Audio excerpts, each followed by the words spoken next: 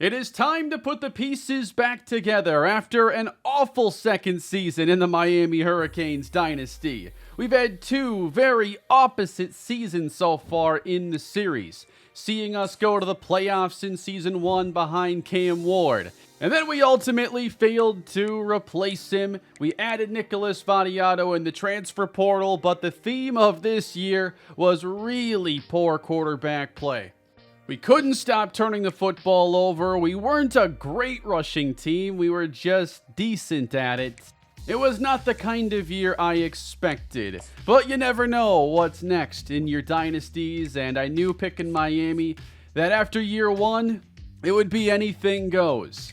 But while we were awful on the field, we were tremendous on the recruiting trail, putting together one of the best recruiting classes out of anybody. The number 9 team currently, as we have hit early signing day, which gives us a chance to take a peek at some dev traits. We did get some of the best players in this class, so I imagine we'll have at least a few stars, maybe a couple elites.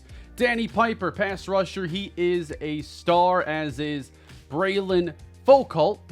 We'll be checking on some skill caps later on in the video, but I wanted to start today with a little preview of what's to come. Randy Titus, the number 1 running back in the country, does have elite development. I think he's going to be one of our lead running backs here in Season 3.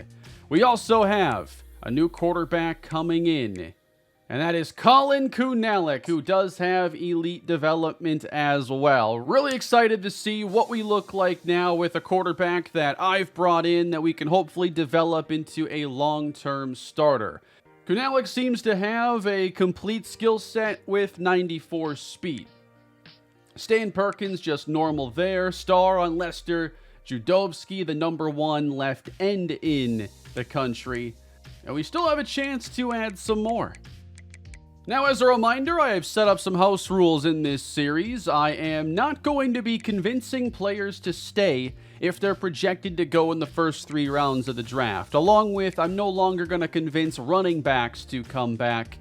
So I'm expecting we're going to lose Ruben Bain today, as he's one of the best defensive players in the entire game and was awesome in year 1, not so great in season 2. We're losing Damian Martinez, Inez Cooper, and Jalen Rivers. When it comes to the transfer portal, I think that we could look into the secondary to see if there's someone that could slide into a starting cornerback job after losing Diani Hill. But I'm not sure it's going to be a huge concern given that we have pretty good cornerbacks that should develop in a couple underclassmen. Safety, we have some good young talent there. I don't know that I want to bring anybody in when we have Zaquan Patterson and then Deontay Witherspoon, who has elite dev. So very curious to see if he ends up taking a big leap. You know, I haven't gone through a lot of off seasons or anything, so it seems that there's a lot of randomness, and you can end up with guys that take these huge jumps forward, and then they can obviously become starters, but the portal and everything comes first. So that makes it tougher to judge what you need to do to your roster. And then if we can bring in a dominant wide receiver, I don't think it's like a necessity, but we have a young quarterback coming in who will probably start immediately. We want as much around him as possible, especially if we also have a true freshman starting at running back. So, on to the next stage. There are some players that could look to transfer because a lot of our playing style grades are going to be bad after a 5-7 season. Hey, why is that a D suddenly? Coach Stability is a D? I forget if that one ends up being a deal breaker. I know Coach Prestige is an important one, and that's knocked down to a B. So it's not in the danger zone quite yet, but it is close. And, you know, having a D grade there is never going to be a positive. And so the team to beat going into next year, your champions are West Virginia. They go on a run beating Jacksonville State, number 1 seed Texas A&M, and then Clemson in the finale. The Mountaineers have climbed the mountaintop of college football. And they did it with a great backfield, just like they had back in the mid-2000s. Those were really fun Mountaineer teams. I was a big Steve Slayton fan, especially when he went to the NFL and had that great rookie year with the Texans.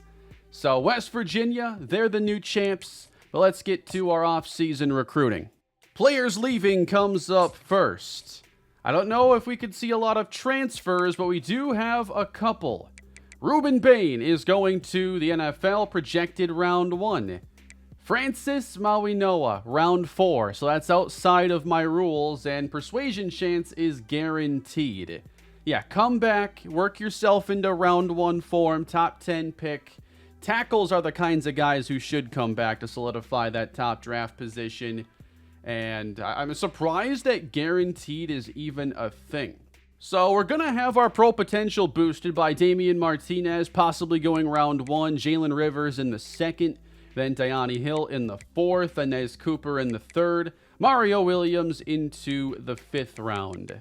Reason for leaving, playing style. So this is KJ McManus, and we have failed to persuade him to return. Then we got DeMarco Hodges, a wide receiver who's only a sophomore, D+ playing style. He does end up coming back. I really like the deal breaker system in this game and having that tied to transfers, but I think there should also... Whoa, Mid-Tennessee State, what happened to you guys? Oh, that is not good. But I feel like there should also be some of the more random ones of guys, you know, in the past NCAA games, like players would transfer just to be close to home again. Like it wasn't important to them at first, became important down the road. Yeah, that coach prestige deal breaker forces a lot of movement. And if we don't have a bounce back year, we could see the same exact thing happen to us. 7 players get drafted from the University of Miami, and it wasn't actually perfectly accurate on the projections. Hill goes earlier, Williams goes earlier, and Besant gets taken when he wasn't projected to.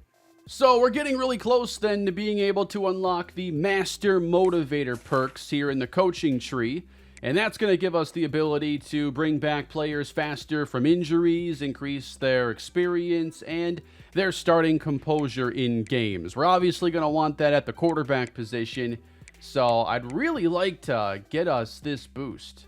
We're probably going to get there during the season. Right now, I want to get us to tier 4 on receiving game in Recruiter and get that starting interest boost, as I think every year we're going to be looking to bring in the best portal skill players. And then the offensive line is one of those spots where I have been spending a fair amount of time scouting. I want to make that more efficient and increase our weekly hours, because I want to always build up one of the strongest offensive lines that we can. So those coaching points are spent. What do we got here? It's party time. Talent developer unlocked.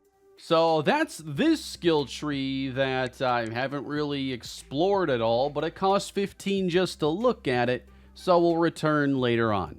There is not a whole lot I hope to accomplish here in the offseason. Our board is basically filled with players that we already got or ended up going somewhere else. We do have Joe Lindsay here. It is neck and neck. Iowa, Wisconsin, Miami trying to bring him in.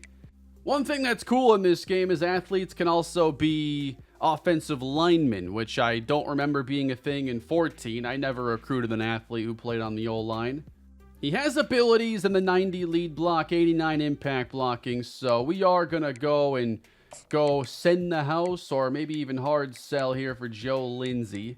We're going to max him out. We can probably max out whoever ends up going on our board and see if we can overtake Iowa here. But that is like one of the only players that was already on my board that hasn't committed somewhere. I have a punter on here as well, Ricky Thomas, and we should be able to bring him in to at least have a backup punter, someone to develop. You'll notice the pitches have changed a bit now. Championship contender is considered a B. Coach stability, no longer something we really want to pitch. It's still mostly good, but not as good as it once was. All right, give me a look then at the transfer portal. Up top, we got a wide receiver, Creed Whitmore, a deep threat from Gainesville. He went to Mississippi State and now is looking to maybe come back to the Sunshine State. Let's scout him a little bit. We're good at running back. I brought in a 4-star and the #1 guy, so I'm not really interested in a transfer there or at quarterback. Colin Kunalik, if we play him right away, we know he has 67 awareness. That's the one thing that worries me a bit. He's a 4-star player. What do we think his starting overall is going to be? I don't feel like he's a high 4-star, given he's barely a top 500 player. So in my head now, if I had to ballpark and guess his overall, 70 or 71.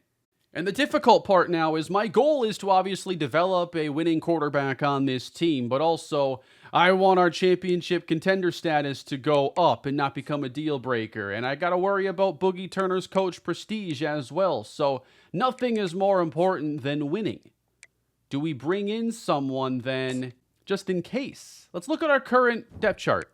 Forget the top two guys. You've got Emory Williams, who had 3 interceptions in 3 drives during this last season, and then the 3 players I brought in during year 1. I don't think any of them have a high dev trait.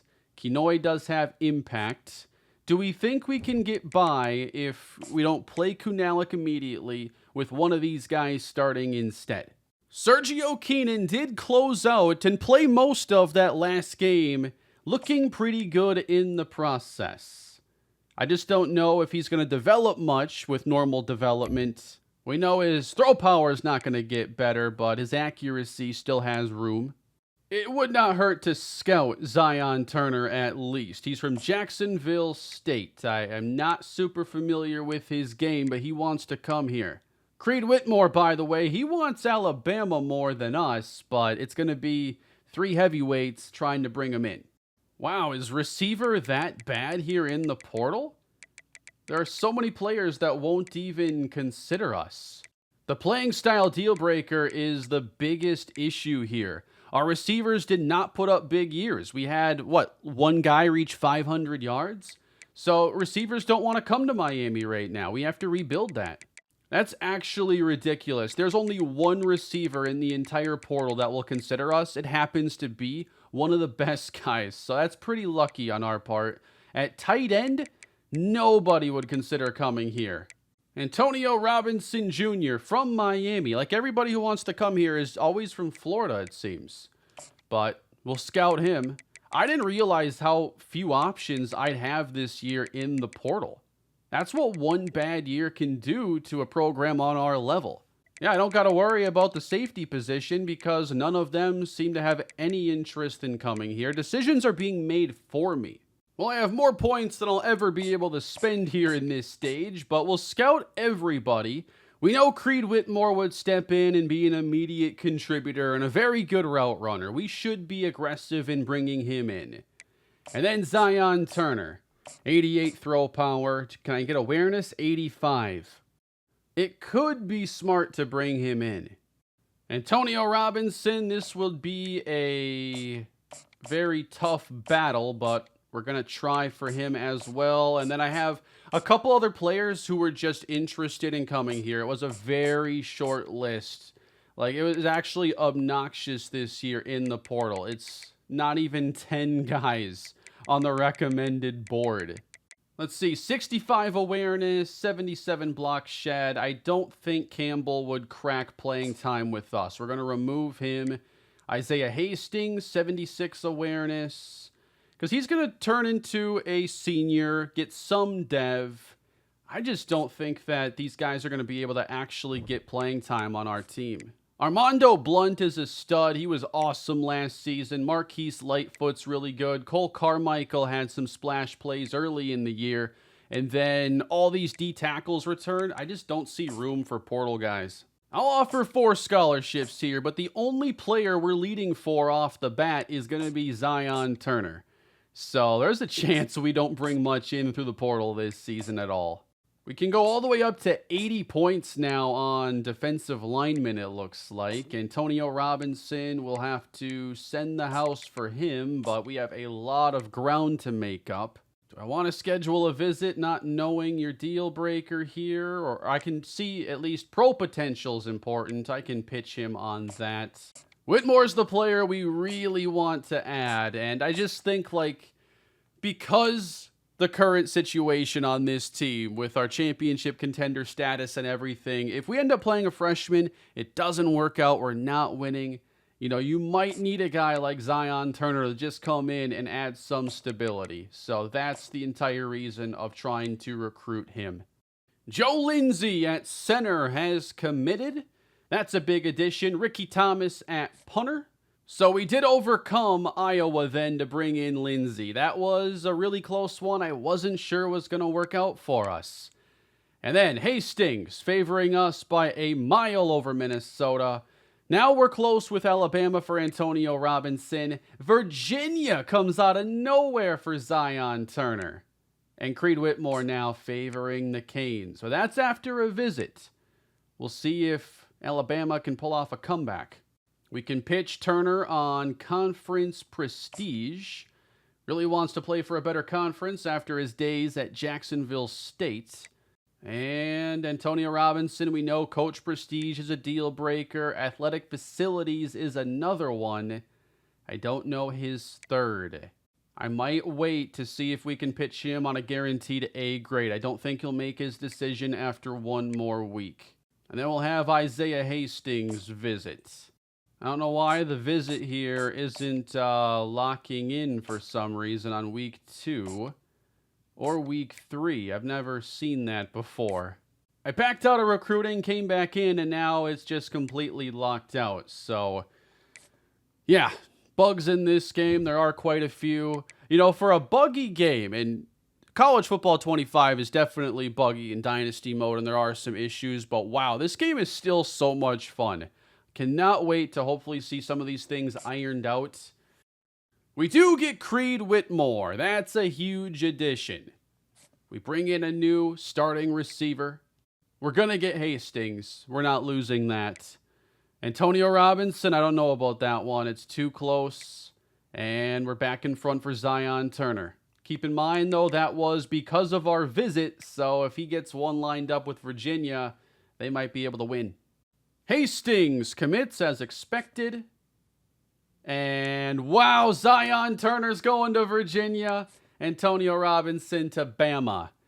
So, we got a quarterback in the portal last year. We will not be able to do the same this season. Despite our aggressiveness, things are changing in Miami now. So, we only had 2 players through the transfer portal. We're very lucky that Whitmore was even considering us. Most receivers weren't.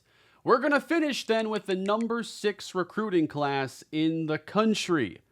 But we feel really uneasy right now, or at least I do, for a team that had such a good recruiting season. 4 athletes were added to the team this year, and Randy Titus, best position is fullback. We should play him there then. How is he an 80 at tight end? 89 speed, 89 acceleration, 84 carrying, so his running back skills are pretty solid with that 90 juke also standing out. Would be a good receiver. I mean, 87 release, 81 deep route running. He can do a lot more than just play the running back position. He's even got 74 finesse moves. Athletes in this game are ridiculous. But I think especially with his abilities, his best position will be running back. And that's where we're going to be having him start his career. Easy decision on Colin Kunalik, who is brought in to be a 76 overall quarterback, which is higher than I expected. We'll get to things like skill caps and whatnot later on when the roster is finalized and trained. Wow, Joe Lindsey's best position is actually tight end, and he has 72 speed. You could pull it off there, a 295-pound tight end. Some of the possibilities with athletes in this game are probably going to give you some archetypes and possibilities that you've never seen before. 83 tackling, I mean, you really got to see what these guys can do. Lindsey has legitimate defensive tackle upside. But I think especially guard is an area where we have to get better. And that's where I think he fits the best. And we're going to go with right guard. Braylon Foucault, he doesn't have as many positions that stand out for him. I think pass rusher is just the only thing here. We're going to go with right end. So now we have 5 quarterbacks on the roster I have recruited and 1 I have not. So let's get to those training results. On the roster, our top-rated player is now Armando Blunt, followed by Francis Mauigoa, Jordan Phillips, Ray Joseph to an 89. At the quarterback position, Emory Williams develops all the way to an 80. It is small leaps forward for the 3 quarterbacks I recruited in year 1, but they're all now at the same overall. Lewis Allen jumps up 5 points to a 72. Keenan up to a 72 as well. My original thought was that I was going to be cutting Emory Williams, assuming I would probably start Colin Kunalik. I don't think I can cut him now. He still has 80 awareness and probably will be, he will be the highest overall quarterback on the team. But this does now seem like I'm going to be playing a true freshman in Season 3. Mark Fletcher up to an 88, Chris Johnson to 84. Those are the top running backs on the team. And then Randy Titus, where does he fit into this? Because Fletcher is a very good player. I've liked seeing what he can do in the past. And I think we're going to need him probably out there this season. At receiver, Ray Joseph is an 89. JoJo Trader an 87. Isaiah Horton 86. Larry Slaughter up to a 77. That's promising. I don't see the transferred receiver. I don't know. Is there an issue with transfers and getting training in this game? Are they not getting that off-season development? Riley Williams, 83 at tight end. We'll have to see who's going to be the starter now. I was playing Elijah Lofton towards the end of the year. And then DeMar Friend, I had recruited him in Season 1. He's up to a 75 with impact development. But unfortunately, he's basically hit his ceiling already. Along the offensive line at 89 overall, Samson Okunlola. At left guard, Derek Plaz, 81, overtakes Tommy Kinsler IV. Ryan Rodriguez at 87. Antonio Tripp is an 80. And Francis Mauigoa, a 92. Armando Blunt, 95. Perfect replacement for Ruben Bain. Marquise Lightfoot up to an 89. And then at D-tackle, Jordan Phillips, a 90. Josh Horton, an 89. Both these guys were brought in the portal. And Sharif Ladd is an 84. One of the better players that I have brought in so far in the series. He's not going to develop a lot more as a finesse rusher, but we could see him add some more power and run stopping to his game. Tony Rizzo takes the leap to 78. He might be one of our best 3 linebackers in Season 3.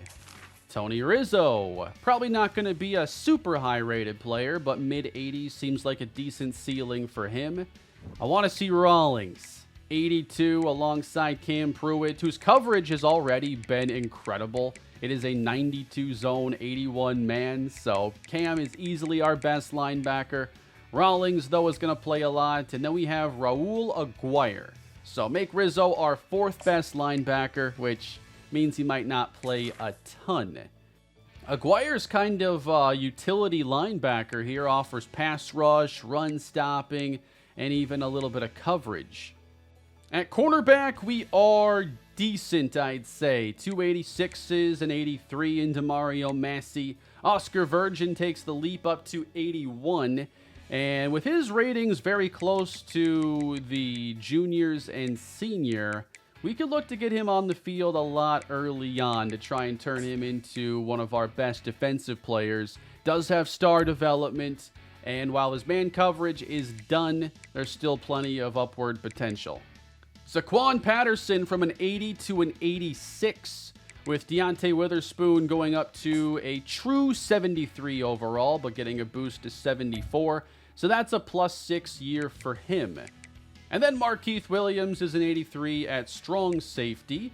Willie Shembo, I believe, goes up 5 points, including a little bit of accuracy. I think from 75 to 79. Now, he has a deal breaker for championship contender, which is why I made sure to bring in another kicker, because I don't want to be left with a walk-on or having to just move a punter there or something. I have to cut 13 players, though. I brought in a few more players than I really needed to. I can't imagine many of these cuts are going to feel very good. So we're going to have to start with players who are like juniors that are just not going to get on the field. That includes Trent McCormick and DeMarco Hodges, Monty Crawford, Jermaine Andrews. But then the cuts do get tougher. We're going to cut DeMarcus Compton as we brought in 2, 4, and 5-star players in the offseason, so we can go Fletcher, Chris Johnson, and then Randy Titus, the #1 running back. Yeah, maybe I didn't actually need to bring in Creed Whitmore. He's only our 4th best guy, and I'm probably going to end up playing Slaughter over him more anyway.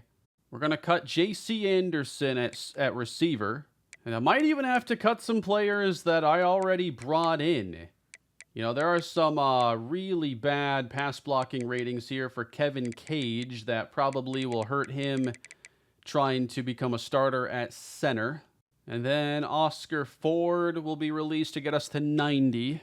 He's our 2nd highest free safety, but Witherspoon has been the guy we're trying to develop here primarily. These are not easy cuts.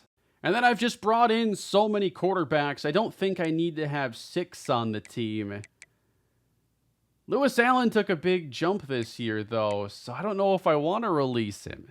We've got some really good prospects on the rise here at D-end, and right end has more depth behind it, so J.R. Moreland brings us down to 88. I think we are going to let Lewis Allen go find another team, and we'll have to see if he pops up sometime in the Dynasty. Darren Kramer, another player from Miami I'm cutting here. Like, this is not the fun part, but he's got lower strength than the rest of our D tackles.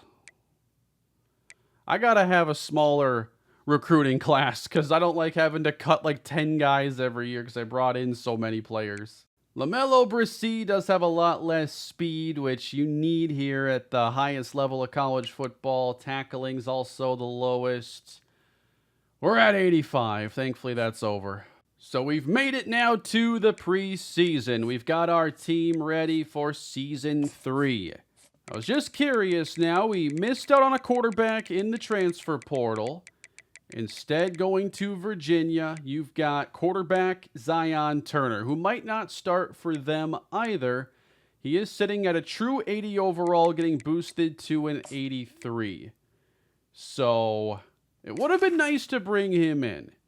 Probably would have cut Emory Williams at that point and had, Turner maybe start or Colin Kunalik. But I was looking forward to not having another transfer senior quarterback start, so we can actually build something now. And I do think we're going to have Kunalik start immediately, and if it doesn't go well, then we make a change later. But I want to see if he can hit the ground running as a true freshman with that elite development and see where his career takes him. So his arm strength is at cap, but his accuracy, no skill caps, that's really promising. I think we got really good caps for him, along with a ton of abilities at the same time, including weather-related impacts. He can resist those a bit better. Improve pocket movement, improve pressure resist on the run. Really excited to see if he is the quarterback that we've been waiting for. Ben Garrison was also brought in. He does not have nearly as much speed, but has a similar arm, accuracy, and strength-wise. Ben Garrison does have a cap here on his throw power as well, but his accuracy still has plenty of potential. Randy Titus. We'll see how much he plays here in his true freshman season. I think we're going to redshirt him and definitely get him 4 games of exposure, but I don't know about a huge role right off the bat. We need to keep Coach Prestige, though, in a good spot, or he might decide it's time to go back to Minnesota.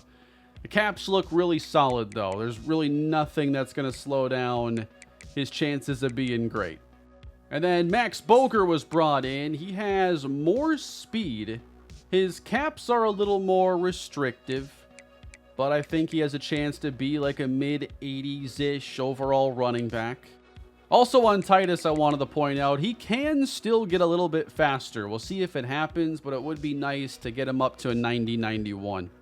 3 new wide receivers come in. I believe they were all 4 stars. Here is Stan Perkins.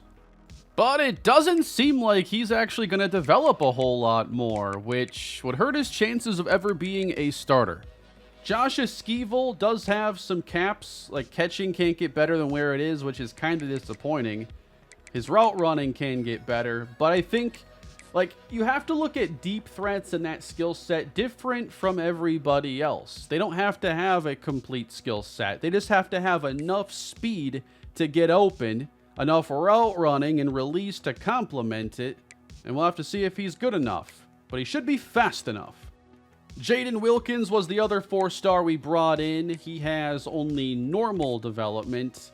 His quickness can't get any better, but he has plenty of speed and athleticism. I'd like more route running to go with it is all. That's a limited cap for him. George Armour. Forget if he was a 4-star. He was a 3. Yeah, I don't think he's going to develop into a star for us. And then we brought in some really good offensive linemen. I know we're going to be losing some more in this series as we move on through the years. So D'Angelo Pitts, 4-star impact dev. And there are some things, you know, with the cap, but he can get a lot better at run blocking. He's already pretty solid at pass blocking. That'll level out, you know, in a decent spot. Caesar Chin is a 78 true freshman. That's really good. For a lot of teams, that would be starting caliber. Star development on him. He should become a multi-year starter. And then the late addition of Joe Lindsey. We have him as a normal dev player. And yeah, the caps are going to limit him a little bit. Maybe an 80 to 85 overall guy is where he'll max out, which will be starting caliber, especially without really star guards on this team. Lester Judovsky was one of the best pass rushers we could have possibly targeted. He has star dev, 5-star player, and he's got sky-high ceiling. But what about Dog, the speed rusher? 3-star with impact. And yeah, I think for a 3-star, these are pretty decent caps to end up with. Might take a couple years, but he should be a starter. Danny Piper has star development. And similar caps for him. 2 new cornerbacks on the team. Both start out in the mid-70s. Matt Freeman, normal development, 4-star. And these caps are not great. Probably going to be a low 80s fringe starter for us. Marquise Gainwell. Now, he's got star development and no cap on his man coverage. A lot higher ceiling on him. Tremont Doris, really high starting overall at safety, where we have some good young players. Looks like, though, he's going to start off with a high overall, but have a limited ceiling. I think we have a strong team going into this next year. It's just like it always does. It's going to come down to the quarterback position.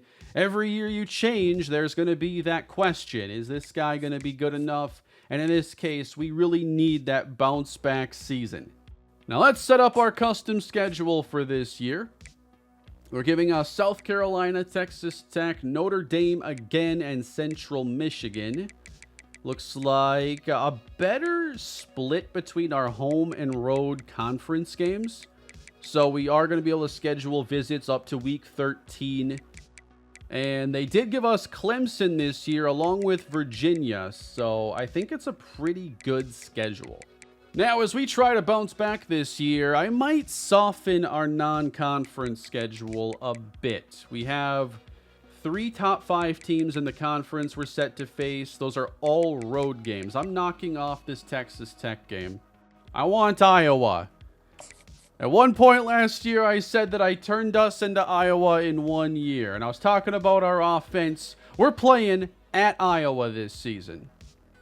All right, I'm changing a few things up here, I guess, because I was looking at their actual 2026 schedule because the Notre Dame games keep popping up, but they are meant to play there, and they're meant to play Central Michigan and South Carolina, so We got Iowa here. I'm going to have 3 of these games be at home because we only had a few home games in the conference schedule. This will give us 6 home, 6 road. And the true freshman will be our starting quarterback in week 1. We're going to see what he can do.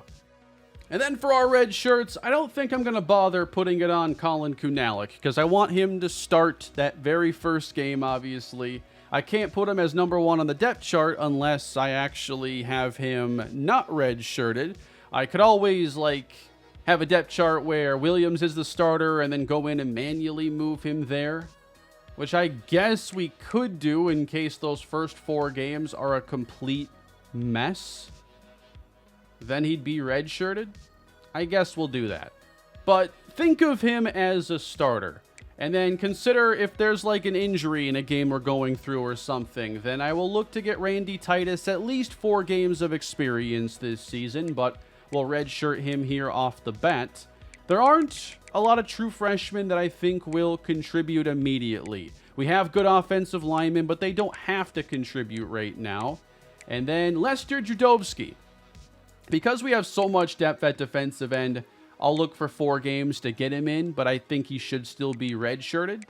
But for the most part, all these guys are going to be red-shirted, including Tremont Doris, as I'm still playing Deontay Witherspoon as kind of that second, third safety. Now, I've been seeing a lot of talk lately about how bad CPU quarterback play has been since the most recent updates. I'm not on the newest patch, but I did download the update on July 30th. And one thing that I have done in the past with the slider sets is turned off intentional grounding. Now, you might think, oh, why would you turn that off? These penalties do have a lot of effects on gameplay.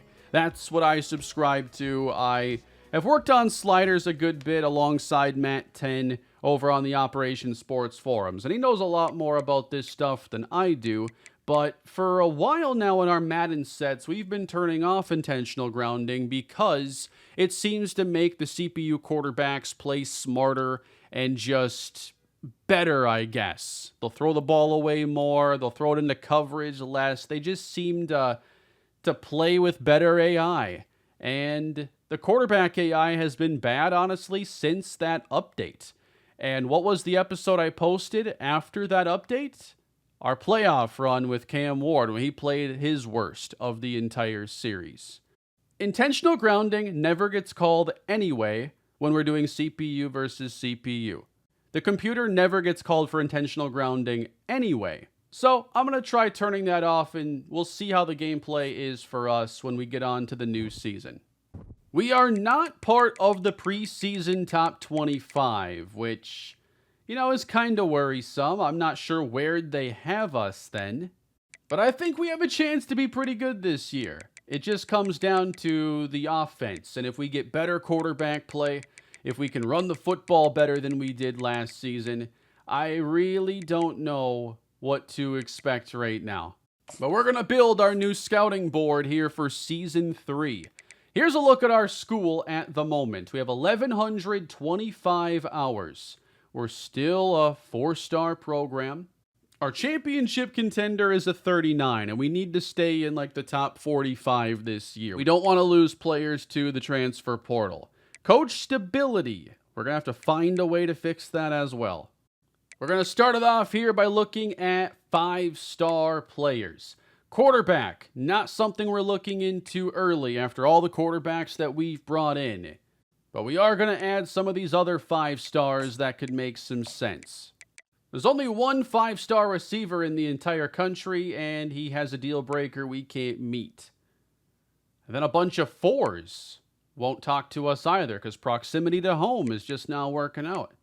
Not a great year for the state of Florida at receiver, it seems. But I've brought a bunch of them in, so I might not look at receiver too heavily this year, and maybe instead we think about the tight end position. We are going to have 14 seniors in this class, so I should try to avoid having a 28-player class again. If we can have 20, that would probably be reasonable. I've brought in some pretty good guard and tackle prospects, but it might be a good year to focus more on center.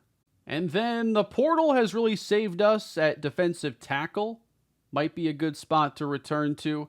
We also have little depth at linebacker. We only have a handful on the roster, and one of the guys at right outside is actually just a pass rusher. I should have moved his position. So not many true linebackers. We're starting off with a 24-player board right now, trying to see these 5 stars that we know are going to look really promising, but we'll just have to see after 1 week how many are actually interested with us. No gems yet. We get a bust, I guess, here in Kadeem Johnson, the number 1 guy. 80 zone coverage and 90 speed on day 1 for a linebacker. I think that combination's probably only going to happen here with athletes. This guy is incredible. Marcus Daniels. He's from over in California, though, so no pipeline for us. We'll try. There's one at tight end. Sean Matlock, the number 3 tight end in the country. He's from Indiana. So another player outside of our regular pipeline. Back in state now, Kevin Andrews. He is a gem with 82 catching, 69 awareness. All right, tight end's the place to be here. Emmanuel Harris, 85 speed, vertical threat tight end. Very interested. Fernando Flores at center is from Fort Lauderdale. And we're his number 5 team. It did not seem that there were all that many players who were being recommended that had us as number 1. There was only one 5-star that had us at number 1 or anywhere in his top 5. And then for 4 stars, only 3 had us at number 1. So I don't know if we're slipping right now, but that doesn't make me feel great. I think one of our top players will also be defensive tackle Keenan Dragos. 83 throw power, power moves, maybe he can throw. 88 strength, 6'4", 321. And he has 72 speed to go with that strength. Man, 78 speed here at run stopper, only 78 tackling, 65 awareness. Yeah, a fair amount of these players haven't been as good as I thought. 5-star Quan Byam does have us at number 1, so of course we're going after him. He has 83 speed, 85 tackling. He is a run-stopping linebacker. And not thrilled here at the skill set for Alejandro Lorenzen. I added a few more athletes to our board just because I'm really curious about just moving guys to new positions. There are some scrambler quarterbacks I know that can play a variety of spots. So I have a couple of them on the board. We'll see if we get enough info to really think about them elsewhere, like Gage Bryant. I'm just going to assume because he's rated so highly, there are other positions he could probably play. I'm not as interested in adding receivers this year. I'm probably going to have pretty high standards for what I want to bring in. But anybody who has like dominant route running is going to stand out. So I have some route running archetype players here like Quentin Prescott, 77 short, 79 medium. We have a gem, and I think we will try to bring him in. A gem in Garrison Thomas with a lot of speed and really good zone coverage immediately. So this will be the 19th scholarship I've given out so far. I think having around 20 players I'd offer a scholarship to here in this stage is a solid starting point. I'm really curious in finding guys I could possibly move to safety. I haven't loved the safeties when I've been scouting, so I'm looking more at athlete receivers and guys who have more of a safety build to look for athletes that could make that move. This is now week 0, so we can see movement now on the board after 1 week. And the first thing I want to see is how many 5 stars bump us up. Kadeem Johnson here. This is a plus, but he was also labeled a bust. Doesn't seem that we're entering the top 8 in a whole lot of those battles. Couple 4-star players here that'll give us some good news here right off the bat. So right now it's only looking good for a couple of the 5 stars, at least this first week, but we're still going to be aggressive in seeing if we can get any of these other players. I don't want to have another jam-packed class where I cut a dozen guys before the next season. I want to try to bring in a couple 5s and more 4s. And I'll continue the recruiting in next episode as we look forward to the first game of Season 3. We're going to get South Carolina in Week 1, Iowa in Week 2, and then that tough matchup again against Notre Dame. And we're going to test the readiness of freshman quarterback Colin Kunalik. We really need to turn things around this year, and I'm hoping he is the quarterback that can do that. Here are his ratings once again. He's a dynamic runner. He has 94 speed. His accuracies are solid on day 1. They'll hopefully get a lot better with no skill cap there. But is he ready for this job right away? We're going to find out next time in the Hurricanes Dynasty. Thank you all for watching today's episode. Leave your thoughts down below on the Canes going into Season 3. Do you believe we can turn it around after an awful Season 2? If you enjoyed the video, please leave a like. I'd appreciate it. Subscribe to the channel, and the Canes will return again shortly. Have a great day, everybody.